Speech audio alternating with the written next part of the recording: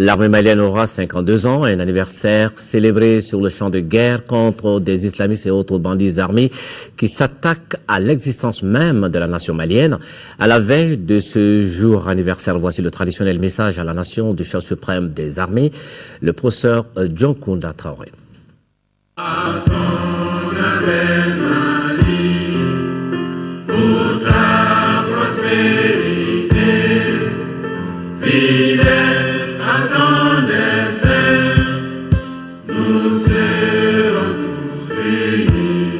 Officiers généraux, officiers supérieurs, officiers subalternes, sous-officiers, militaires du rang, des forces armées de sécurité et paramilitaires.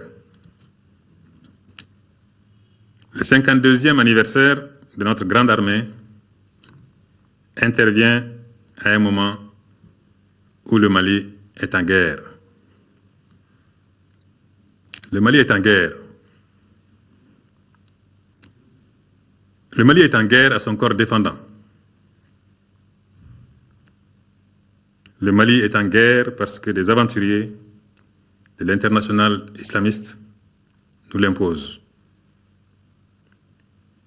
Le Mali est en guerre parce que des djihadistes, partisans d'une idéologie moyenâgeuse, veulent soumettre notre peuple.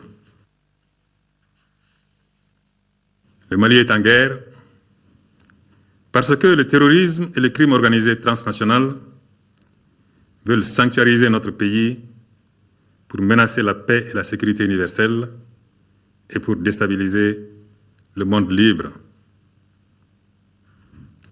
Le Mali est en guerre parce que les Maliennes et les Maliens n'ont pas pour vocation de renoncer à la liberté, à la démocratie, à l'intégrité de leur territoire, ni à la forme républicaine et laïque de leur pays. Le Mali est en guerre parce que le peuple malien est conscient de ses obligations sous-régionales, régionales et internationales. Notre pays est donc en guerre. Une guerre qui sera sans doute coûteuse et épuisante. Mais nous ne faisons pas la guerre pour le plaisir. Nous la faisons par devoir et par nécessité. Le 11 janvier dernier, j'ai répété dans mon adresse à la nation, la guerre n'est pas notre choix. Notre choix, c'est la paix. Encore la paix et toujours la paix.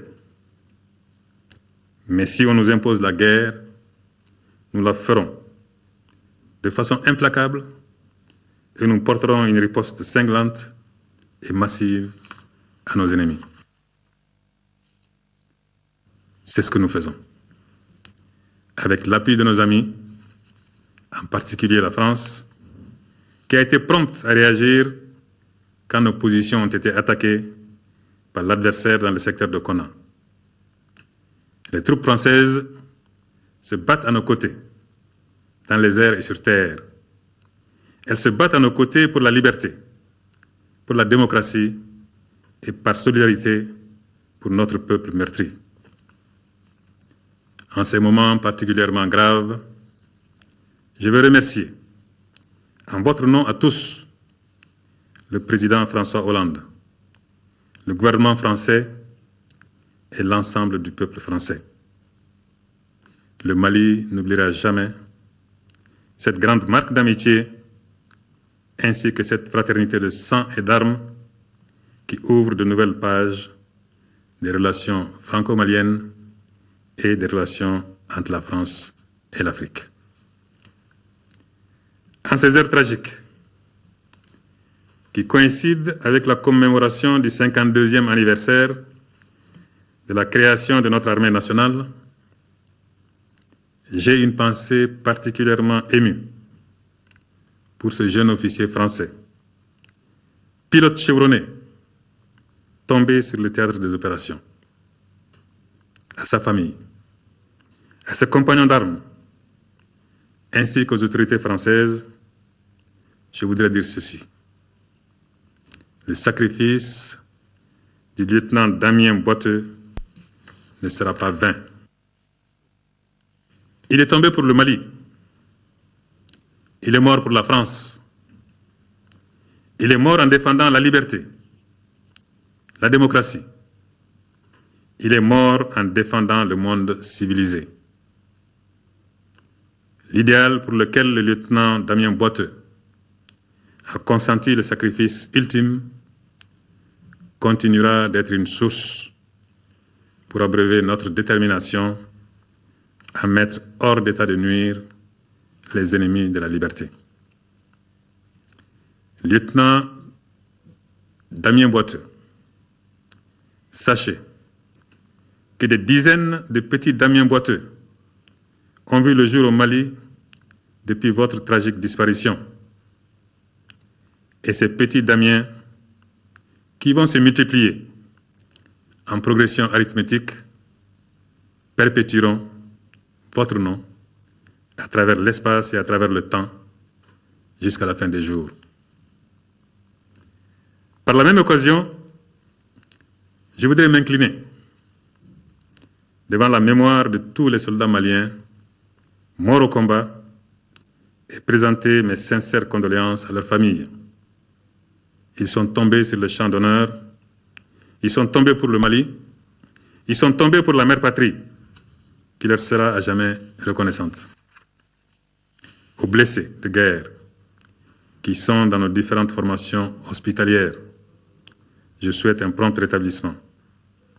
Et j'exprime la compassion de la nation face aux souffrances des populations victimes collatérales des opérations militaires en cours. Officiers généraux, officiers supérieurs, officiers subalternes, sous-officiers, soldats. Notre armée nationale est engagée sur plusieurs fronts pour contenir, pour chasser et écraser définitivement les djihadistes obscurantistes qui veulent nous ramener dans les ténèbres de l'histoire. Nous nous battrons avec opiniâtreté pour faire échec à ce dessein maléfique. Mais nous ne sommes pas seuls au combat. Outre la France, qui s'est portée à notre côté aux premières heures de la nouvelle agression que nous avons subie, toute la communauté internationale est à nos côtés. La liste est particulièrement longue des pays qui s'engagent à nous fournir, qui des troupes, qui de la logistique, qui du renseignement et d'autres types de soutien. Depuis 2 jours, nous avons commencé à accueillir les premiers contingents de la mission internationale de soutien au Mali, la MISMA, à qui je souhaite la plus fraternelle des bienvenues en territoire africain du Mali.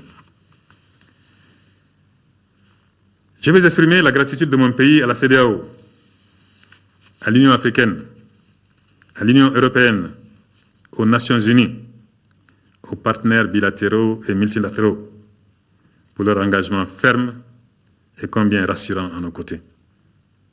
Que l'ensemble des pays engagés dans la large coalition internationale contre Al-Qaïda et la nébuleuse criminelle qu'il satellise trouvent ici l'expression de notre profonde gratitude ainsi que notre reconnaissance sans borne.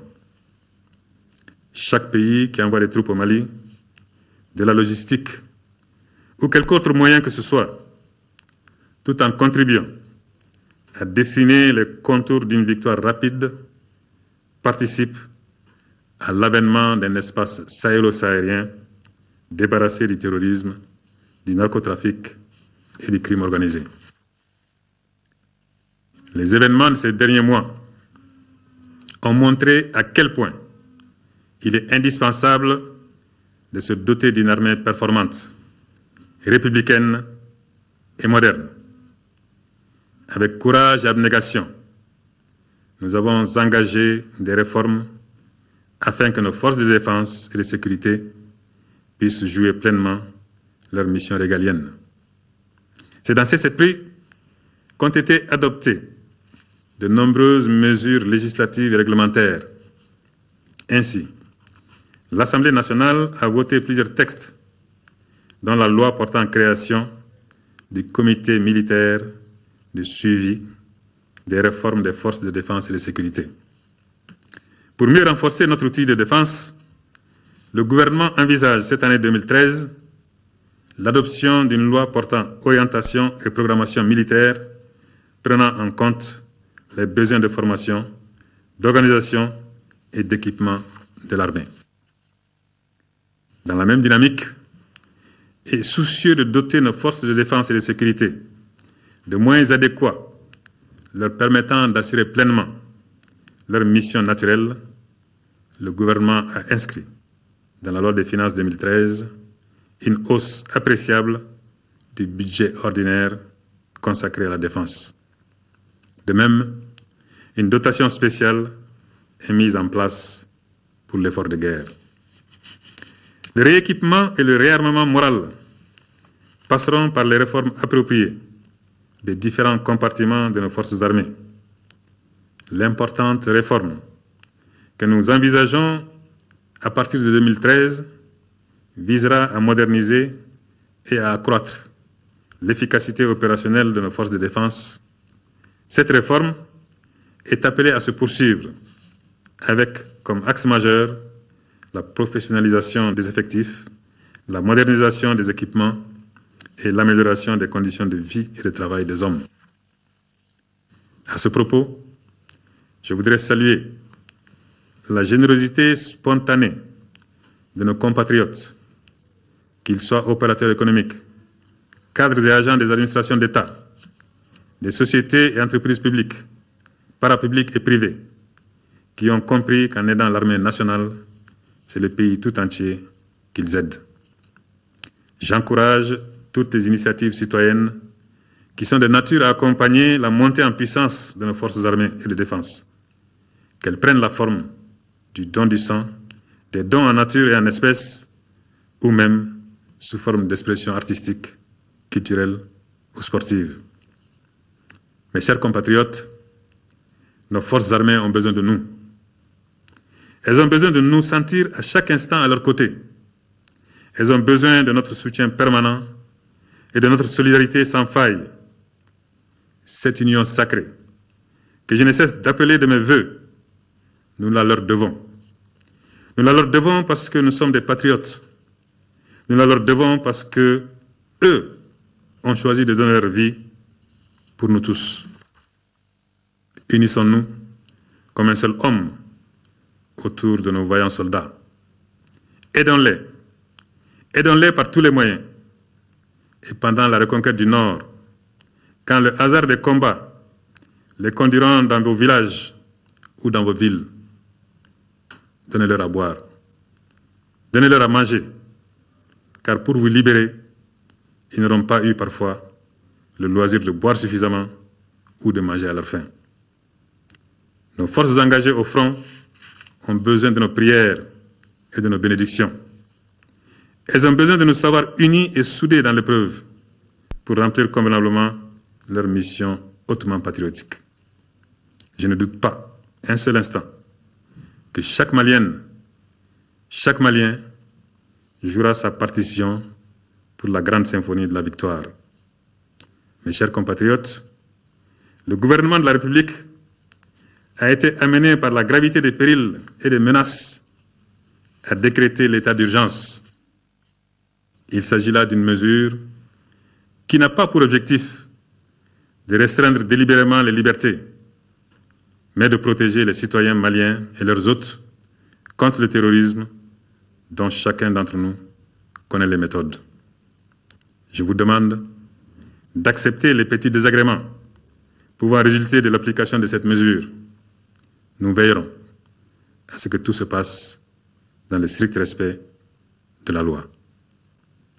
Officiers généraux, officiers supérieurs, officiers subalternes, sous-officiers, soldats du Mali, d'Afrique et du monde. Demain, nous commémorons le 52e anniversaire de la Grande Armée malienne. Puisse ce jour marquer le début d'une épopée glorieuse pendant laquelle vous écrirez quelques-unes des plus belles pages de l'histoire universelle. Cette guerre, vous la gagnerez. Nous la gagnerons ensemble, au nom de la civilisation et de la démocratie. Tous ensemble, vers Gao, Tombouctou et Kidal. Que Dieu vous protège et vous bénisse. À ton appel, Mali, pour ta prospérité.